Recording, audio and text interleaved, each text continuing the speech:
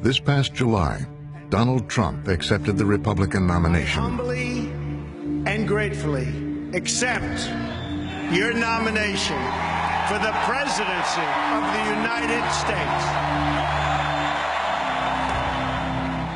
It was a moment of vindication for a candidate who had climbed back from a bitter public humiliation. We're talking about the White House Correspondents' Dinner. Tonight, it's an annual event right here. Donald Trump has been... It happened in April 2011, at one of Washington, D.C.'s most glamorous nights.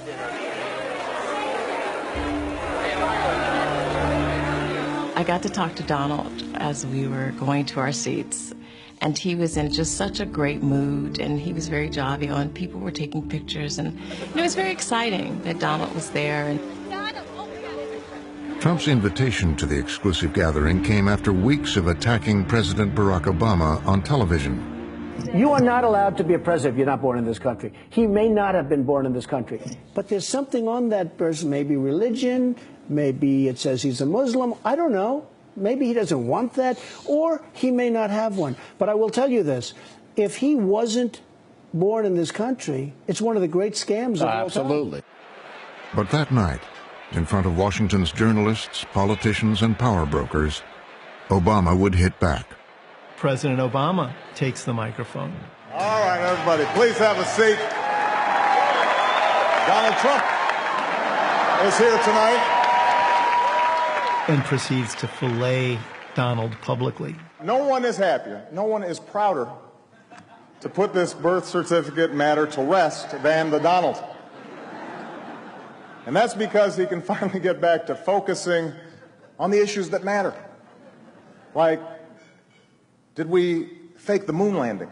I was sitting 20 feet from him, and just the look of discomfort on his face. What really happened in Roswell? And where are Biggie and Tupac? Donald's face was so incredibly serious. It was so incredibly he just put on a poker face. I was 2 tables away from Trump. The conventional way in Washington of absorbing a joke at the White House Correspondents' Dinner is to keep your chin up and at least pretend to have a sense of humor about it, even if you go cry into your pillow that night. Trump was steaming. His face was all locked in. He was not having a good time. All kidding aside, obviously we all know about your credentials and breadth of experience. For example, no, seriously, just recently in an episode of Celebrity Apprentice at the steakhouse, the men's cooking team did not impress the judges from Omaha Steaks. And there was a lot of blame to go around, but you, Mr. Trump, recognized that the real problem was a lack of leadership. And so ultimately you didn't blame Little John or Meatloaf. You fired Gary Busey. And these are the kind of decisions that would keep me up at night. And he's being treated like a piñata by the President of the United States. And I think he felt humiliated.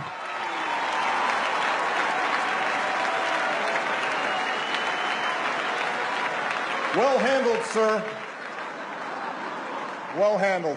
But it just kept going, and he just kept hammering him.